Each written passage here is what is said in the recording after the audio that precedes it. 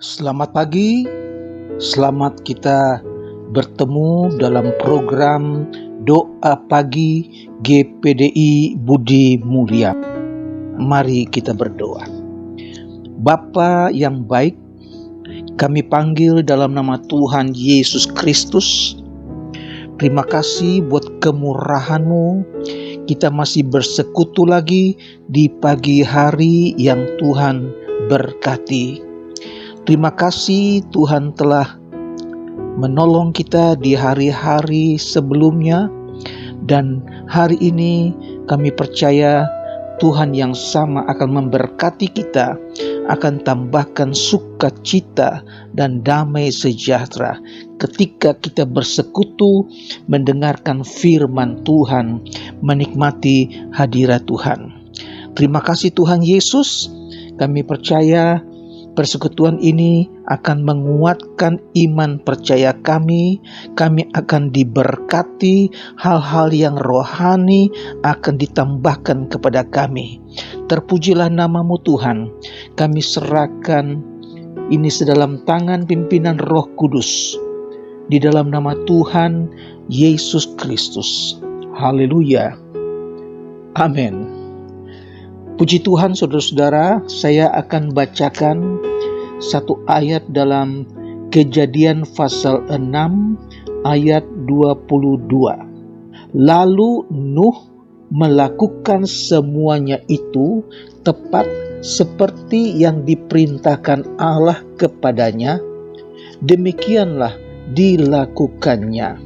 Saudara, ini adalah satu perintah yang Tuhan berikan kepada Nuh untuk membuat sesuatu yang belum pernah Nuh kerjakan.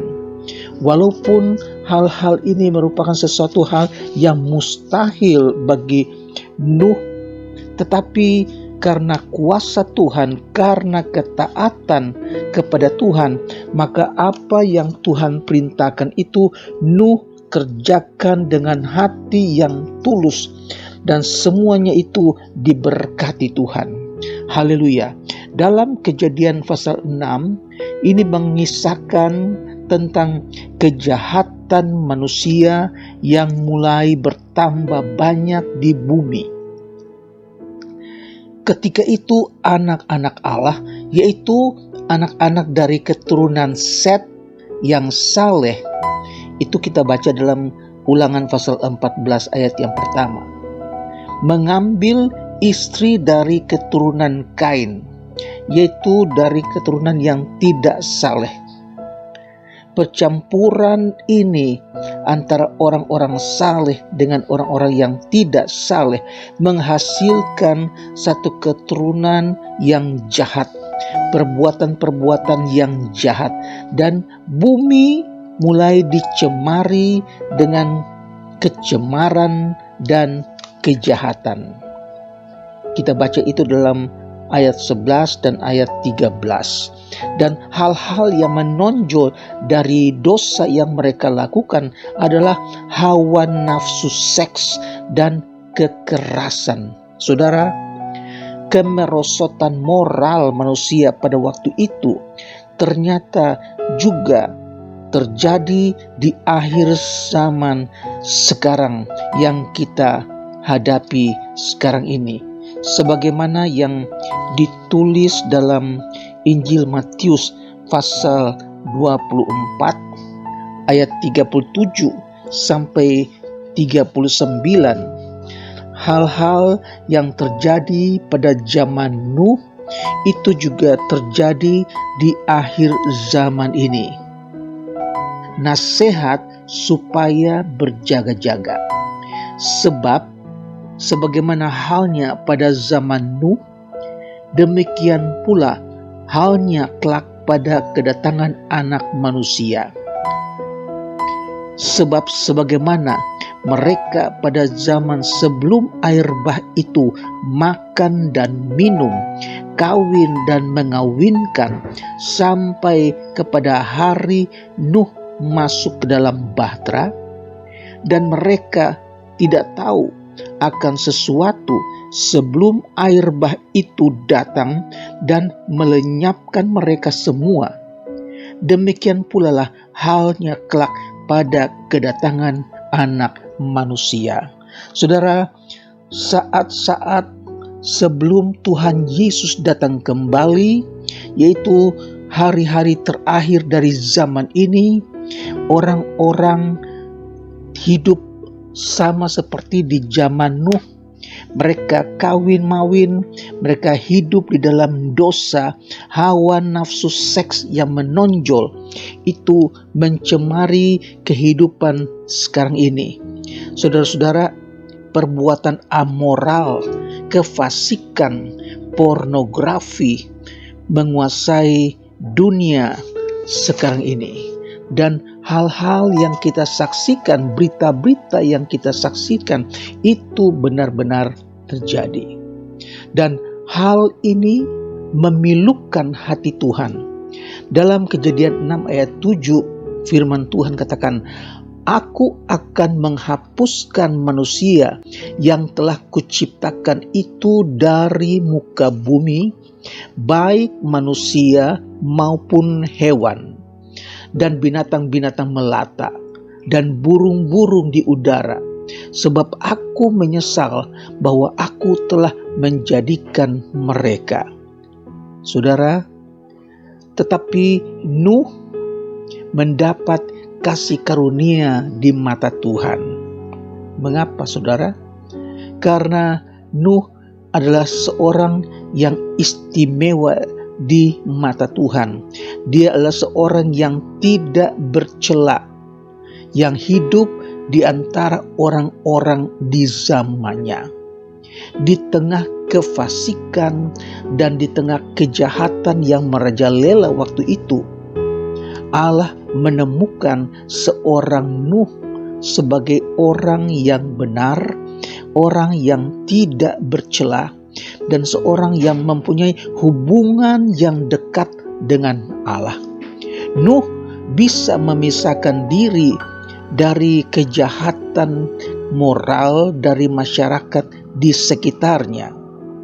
Nuh hidup benar di hadapan Allah, dan Allah berkenan kepada Nuh. Ibrani 11 ayat 7 menyatakan, karena iman, maka Nuh dengan petunjuk Allah tentang sesuatu yang belum kelihatan, dengan taat mempersiapkan bahtera untuk menyelamatkan keluarganya. Dan karena iman, ia menghukum dunia, dan ia ditentukan untuk menerima kebenaran sesuai dengan imannya. Allah memerintahkan Nuh untuk membuat suatu bahtera. Ayat yang 14 katakan, buatlah bagimu sebuah bahtera dari kayu gofir, sejenis pohon damar.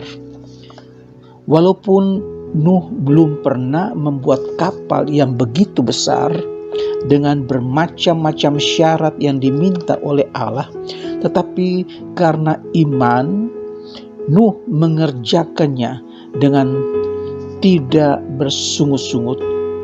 Dan ini adalah suatu ketaatan yang luar biasa kepada Allah. Ketaatan adalah syarat mutlak yang harus kita miliki sebagai orang percaya.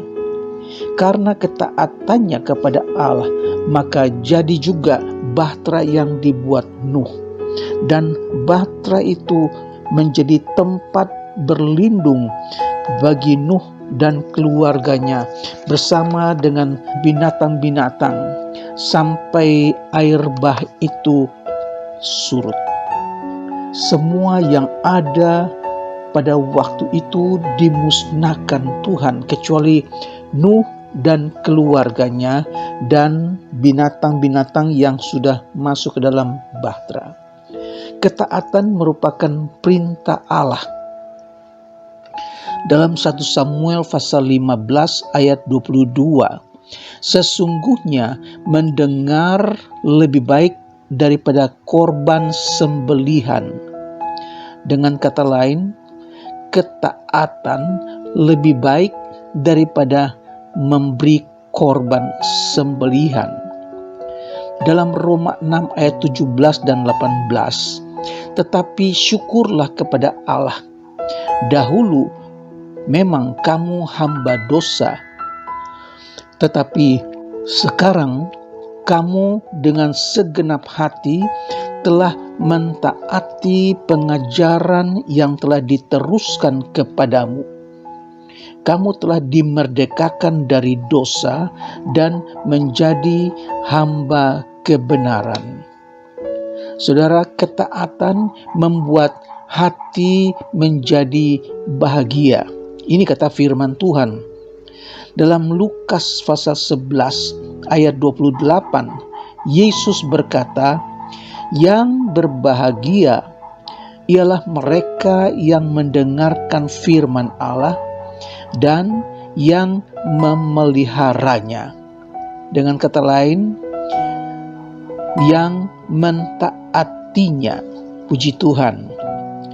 Yakobus 1 ayat 25 katakan, "Tetapi barang siapa meneliti hukum yang sempurna, yaitu hukum yang merdekakan orang, dan ia bertekun di dalamnya, jadi bukan hanya mendengar dan melupakannya, tetapi sungguh-sungguh melakukannya."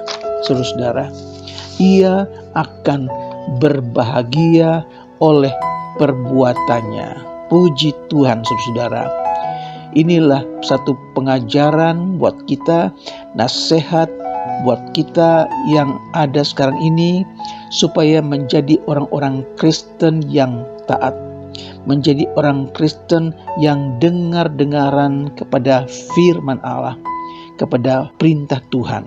Saudara, ketaatan itu membuat kita berbahagia di dunia ini sampai di sorga. Tuhan kiranya memberkati kita sekalian. Mari kita berdoa. Bapa di sorga, terima kasih buat firman-Mu pagi hari ini. Kami bersyukur menikmati hadirat-Mu Tuhan Yesus. Firman-Mu memberkati kami. Dan hamba-Mu berdoa buat jemaat-Mu yang sakit, baik yang dirawat di rumah sakit, juga yang terbaring lemah di rumah. Tuhan, sembuhkan mereka dalam nama Yesus. Dalam nama Yesus, bilur-bilur Yesus telah menyembuhkan penyakit mereka. Hamba-Mu berdoa buat mereka yang susah, mereka yang dalam pergumulan pribadi, pergumulan apapun yang sedang dihadapi. Tuhan, berikan kemenangan, berikan jalan keluar, berikan pertolongan ya Tuhan Yesus, biar mereka dapat merasakan kemurahan Tuhan dalam hidup mereka. Hamba-Mu berdoa buat mereka yang belum bekerja. Tuhan, berkati mereka, berikan mereka pekerjaan yang mereka butuhkan. Tuhan Yesus, tolong biar mereka dapat merasakan campur tangan Tuhan, kemurahan Tuhan dalam hidup mereka. Terima kasih Tuhan Yesus.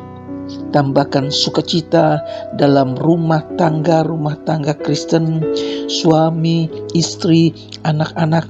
Tuhan, berikan kecukupan. Tuhan Yesus, kami berdoa juga buat anak-anak sekolah. Tuhan, cukupkan biaya-biaya sekolah mereka. Berikan mereka kepintaran. Kami berdoa juga buat kebutuhan-kebutuhan setiap hari dari umat-Mu, orang-orang percaya. Tuhan, berkati. Terima kasih Tuhan Yesus. Kami akhiri acara doa pagi dengan mengucap syukur dalam nama Tuhan Yesus Kristus. Haleluya. Amin. Tuhan Yesus memberkati.